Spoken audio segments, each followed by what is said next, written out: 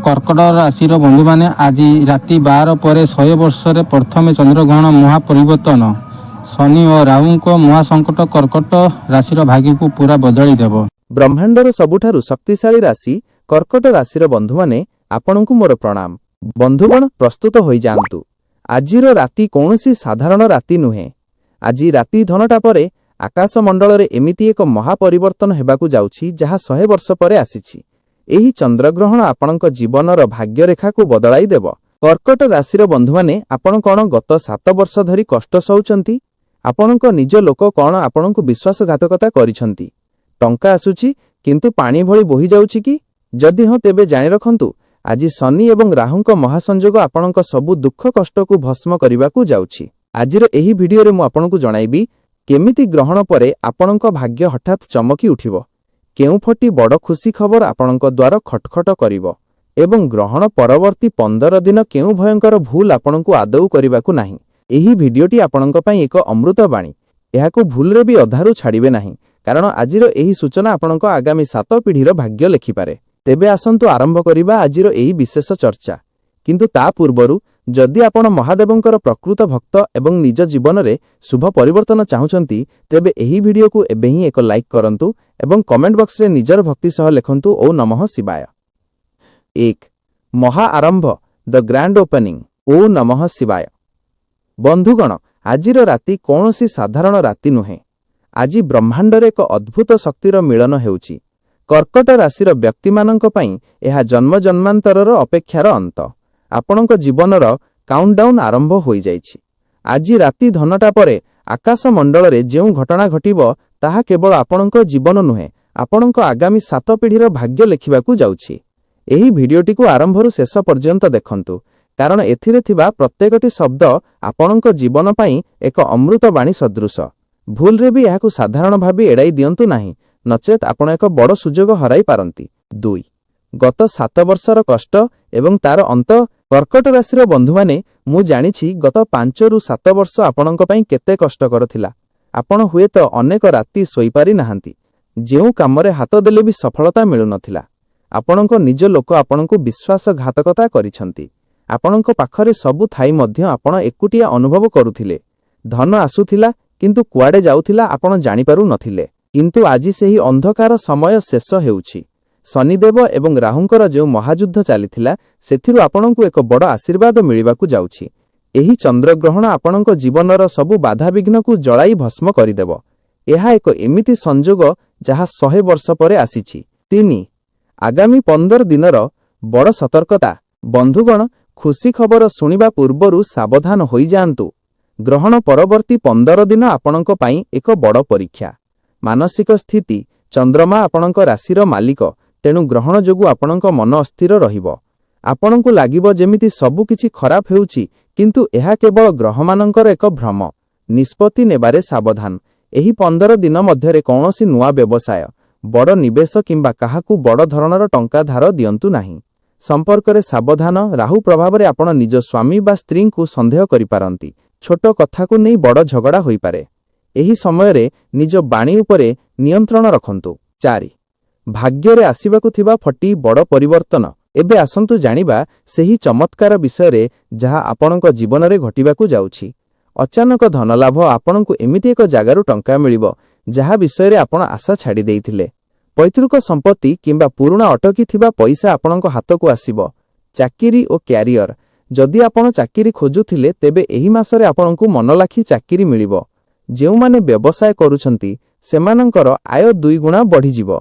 शत्रु पराजय आपणक विरुद्ध रे लागिथिबा शत्रु माने निजे निजे परास्त हेबे। आपणकर सम्मान समाज रे बढ़िबो। रोगरु मुक्ति जदि आपण बहु दिनरु कोनोसी रोगरे पीड़ित थिले तेबे एबे सेथिरु मुक्ति मिलिबो। आपणक शरीर रे एक नुआ शक्ति अनुभूत हेबो।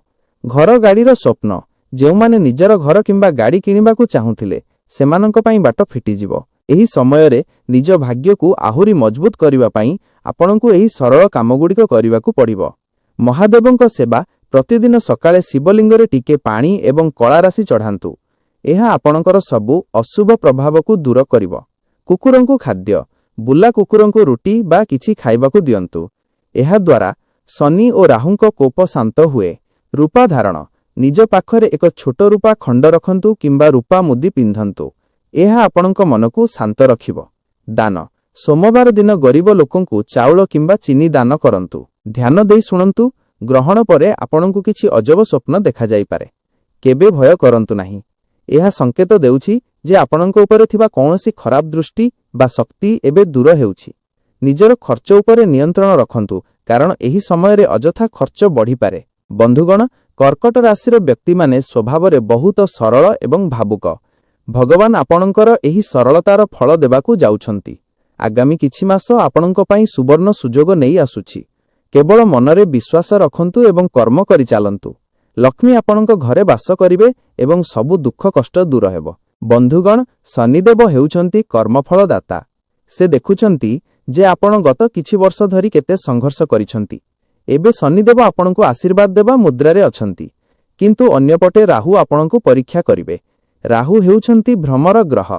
ସେ ଆପଣଙ୍କୁ ଏମିତି କିଛି ସୁଯୋଗ ଦେଖାଇବେ ଯାହା ବାହାରୁ ଚମକଦାର ଲାଗିବ କିନ୍ତୁ ଭିତରେ ବିପଦ ଥାଇପାରେ। ସତର୍କ ରୁହନ୍ତୁ। ଯଦି କେହି ହଠାତ୍ ଆପଣଙ୍କୁ ଆସି କହେ ଯେ ଅଳ୍ପ ଦିନରେ ଟଙ୍କା 2 ଗୁଣା କରିଦେବି, ତେବେ ସେମିତି ଲୋଭରେ ପଡ଼ନ୍ତୁ ନାହିଁ। ଶନିଦେବ ଚାହାନ୍ତି ଆପଣ ପରିଶ୍ରମ କରନ୍ତୁ ଏବଂ ସେହି ପରିଶ୍ରମର ଫଳ ଏହି ଗ୍ରହଣ ପରେ ଆପଣଙ୍କୁ 20 ଗୁଣ ଅଧିକ ହୋଇ ମିଳିବ। କର୍କଟ ରାଶିର ବ୍ୟକ୍ତିମାନେ ବହୁତ ଭାବୁକ ଅଟନ୍ତି। ଆପଣ କାହାକୁ ଥରେ ଭଲ ପାଇଲେ ବା ବିଶ୍ୱାସ କଲେ ନିଜର ସବୁକିଛି ତାକୁ ଦେଇଦିଅନ୍ତି। ଏହି ଗ୍ରହଣ ପରେ ଆପଣଙ୍କ ଆଖିରୁ ପଟି ଖୋଲିଯିବ। ନିଜ ଲୋକଙ୍କ ଚେହେରା, ଯେଉଁମାନେ ଆପଣଙ୍କ ସାମ୍ନାରେ ମିଠା ମିଠା କଥା କହି ପଛରେ ଛୁରୀ ମାରୁଥିଲେ, ସେମାନଙ୍କର ଅସଲ ଚେହେରା ଆପଣଙ୍କ ସାମ୍ନାକୁ ଆସିବ। ପୁରୁଣା ବନ୍ଧୁ। କୌଣସି ଜଣେ ପୁରୁଣା ବନ୍ଧୁ କିମ୍ବା ପ୍ରେମୀ ଆପଣଙ୍କ ଜୀବନକୁ ଫେରିପାରନ୍ତି। କିନ୍ତୁ ମନେ ରଖନ୍ତୁ, ଯିଏ ଥରେ କଷ୍ଟ ଦେଇଛି ତାକୁ ପୁଣି ବିଶ୍ୱାସ କରିବା ପୂର୍ବରୁ 10 ଥର ଚିନ୍ତା କରନ୍ତୁ। ଏହି ଗ୍ରହଣର ସବୁଠାରୁ ବଡ଼ ପ୍ରଭାବ ଆପଣଙ୍କ ସ୍ୱାସ୍ଥ୍ୟ ଉପରେ ପଡ଼ିବ। ମାନସିକ ଶାନ୍ତି। ଯଦି ଆପଣ ମାନସିକ ଚିନ୍ତାରେ ଥିଲେ, ତେବେ ଧୀରେ ଧୀରେ ଆପଣଙ୍କୁ ଶାନ୍ତି ମିଳିବ। ପୁରୁଣା ଯନ୍ତ୍ରଣା, ଆଣ୍ଠୁଗଣ୍ଠି ଯନ୍ତ୍ରଣା ବା ପେଟଜନିତ ସମସ୍ୟା ଥିଲେ ଏବେ ସେଥିରେ ବହୁତ ସୁଧାର ଆସିବ। ପରାମର୍ଶ। ପ୍ରତିଦିନ ଅତିକମରେ 10 ମିନିଟ୍ ଧ୍ୟାନ ମେଡିଟେସନ କରନ୍ତୁ। ଚନ୍ଦ୍ରମାଙ୍କ ଶକ୍ତି ବଢ଼ାଇବା ପାଇଁ ପୂର୍ଣ୍ଣିମା ରାତିରେ ଚନ୍ଦ୍ରଙ୍କ ଆଲୋକରେ କିଛି ସମୟ ବସନ୍ତୁ। କର୍କଟ ରାଶିର ବ୍ୟକ୍ତିମାନେ ଏବେ କର୍ମକ୍ଷେତ୍ରରେ ରାଜା ଭଳି ରହିବେ। ପ୍ରମୋସନ। ଯଦି ଆପଣ ଚାକିରି କରୁଛନ୍ତି, ତେବେ ଆପଣଙ୍କ ବସ୍ ଆପଣଙ୍କ କାମରେ ଖୁସି ହୋଇ ବଡ଼ ଦାୟିତ୍ୱ ଦେଇପାରନ୍ତି। ନୂଆ ବ୍ୟବସାୟ। ଯଦି ଆପଣ କୌଣସି ନୂଆ କାମ ଆରମ୍ଭ କରିବାକୁ ଚାହୁଁଛନ୍ତି, ତେବେ ଗ୍ରହଣର 15 ଦିନ ପରେ ଆରମ୍ଭ କରନ୍ତୁ। ଏହା ଆପଣଙ୍କୁ ଦୀର୍ଘକାଳୀନ ଲାଭ ଦେବ। ବିଦେଶ ଯାତ୍ରା। ଯେଉଁମାନେ ବିଦେଶ ଯାଇ ପାଠ ପଢ଼ିବାକୁ ବା ଚାକିରି କରିବାକୁ ଚାହୁଁଥିଲେ, ସେମାନଙ୍କ ପାଇଁ ଏବେ ସବୁ ବାଧା ଦୂର ହେବ। ବନ୍ଧୁଗଣ, ଆପଣଙ୍କ ଭାଗ୍ୟ ଏବେ ଆପଣଙ୍କୁ ପରୀକ୍ଷା କରିବା ପରେ ପୁରସ୍କାର ଦେବାକୁ ଯାଉଛି। ଗ୍ରହଣ ସମୟରେ ଖାଲି ପାଦରେ ଚାଲନ୍ତୁ ନାହିଁ। ଘରର ମୁଖ୍ୟ ଦ୍ୱାରରେ ଗୋଟିଏ ସ୍ୱସ୍ତିକ ଚିହ୍ନ ଲଗାନ୍ତୁ। ଏହା ଆପଣଙ୍କ ଘରକୁ ନକାରାତ୍ମକ ଶକ୍ତିରୁ ରକ୍ଷା କରିବ। ଯେଉଁମାନେ ଭାବୁଛନ୍ତି ଯେ ମୋ ଜୀବନରେ କିଛି ବି ଭଲ ହେଉନାହିଁ, ସେମାନେ ମନେ ରଖନ୍ତୁ, ଅନ୍ଧାର ଯେତେ ଘନୀଭୂତ ହୁଏ, ସକାଳ ସେତେ ନିକଟତର ହୁଏ। ଆପଣଙ୍କ ସକାଳ ଆସିଯାଇଛି। ଭାଗ୍ୟକୁ ଚମକାଇବା ପାଇଁ ଏହି ଫଟିକାମ କେବେ ଭୁଲନ୍ତୁ ନାହିଁ। 1.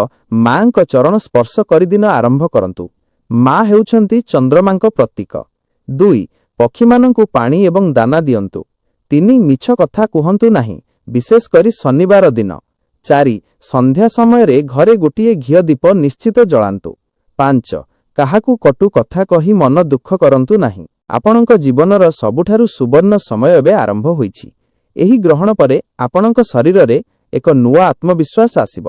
ସବୁ ଦୁଃଖ କଷ୍ଟକୁ ପଛରେ ପକାଇ ନୂଆ ଉତ୍ସାହର ସହ ଆଗକୁ ବଢ଼ନ୍ତୁ। ଯଦି ଆପଣଙ୍କୁ ଏହି ଭିଡିଓ ଭଲ ଲାଗିଲା, ତେବେ ଲାଇକ୍ କରନ୍ତୁ ଏବଂ କମେଣ୍ଟରେ ଓଁ ନମଃ ଶିବାୟ ନିଶ୍ଚିତ ଲେଖନ୍ତୁ। ବନ୍ଧୁଗଣ, ଚନ୍ଦ୍ରଗ୍ରହଣର ପ୍ରଭାବ କେବଳ ଦିନେ କିମ୍ବା 2 ଦିନ ରହେ ନାହିଁ। ଏହାର ପ୍ରଭାବ ଆଗାମୀ 6 ମାସ ପର୍ଯ୍ୟନ୍ତ ଆପଣଙ୍କ ରାଶି ଉପରେ ରହିବ। ତେଣୁ ଏହି ସମୟକୁ ଆପଣ କେମିତି ଉପଯୋଗ କରିବେ, ସେଥିପାଇଁ ଏହି ବିଶେଷ ସୂଚନା। ପ୍ରଥମ ମାସ ଶୁଦ୍ଧିକରଣ। ଗ୍ରହଣ ପରବର୍ତ୍ତୀ ପ୍ରଥମ ମାସଟି ଆପଣଙ୍କ ଜୀବନରୁ ଅନାବଶ୍ୟକ ଜିନିଷ ଦୂର କରିବାର ସମୟ। ଏହି ସମୟରେ କିଛି ଖରାପ ବନ୍ଧୁ ଆପଣଙ୍କଠାରୁ ଦୂରେଇ ଯିବେ। ଏହା କଷ୍ଟ ଦେଇପାରେ, କିନ୍ତୁ ମନେ ରଖନ୍ତୁ, ଭଗବାନ ଆପଣଙ୍କ ବଗିଚାରୁ କେବଳ ସେହି ଗଛଗୁଡ଼ିକୁ କାଟୁଛନ୍ତି ଯାହା ଆପଣଙ୍କୁ ଆଗକୁ ବଢ଼ିବାରେ ବାଧା ଦେଉଛି। ଦ୍ୱିତୀୟ ଓ ତୃତୀୟ ମାସ ନିର୍ମାଣ। ଏହି ସମୟରେ ଆପଣଙ୍କର ଆତ୍ମବିଶ୍ୱାସ ବୃଦ୍ଧି ପାଇବ। ଯେଉଁ ଯୋଜନାଗୁଡ଼ିକ କାଗଜ କଲମରେ ଥିଲା, ସେଗୁଡ଼ିକ ଏବେ କାର୍ଯ୍ୟକାରୀ ହେବ। ନୂଆ ଘରର ନକ୍ସା ପ୍ରସ୍ତୁତ ହୋଇପାରେ କିମ୍ବା ବ୍ୟବସାୟର ନୂଆ ଶାଖା ଖୋଲିପାରେ। ଚତୁର୍ଥ ମାସରୁ ଷଷ୍ଠ ମାସ ଉପଭୋଗ। ଏହି ସମୟରେ ଆପଣ ନିଜ ପରିଶ୍ରମର ମିଠା ଫଳ ପାଇବେ।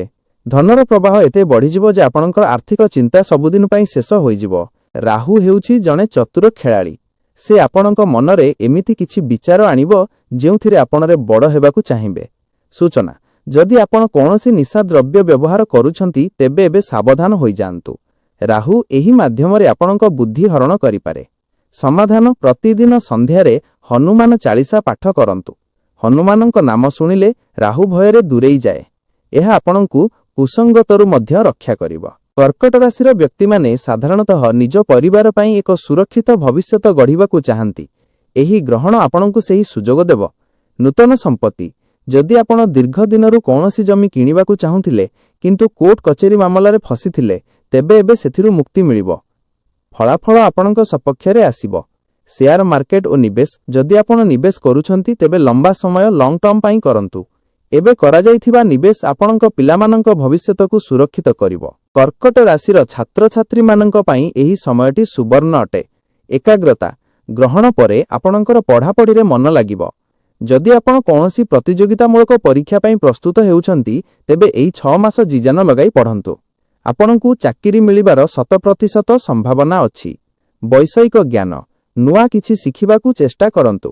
କମ୍ପ୍ୟୁଟର, ଭାଷା କିମ୍ବା କୌଣସି କଳା ଶିଖିଲେ ତାହା ଆପଣଙ୍କ ଆୟର ଏକ ନୂଆ ମାଧ୍ୟମ ସାଜିବ।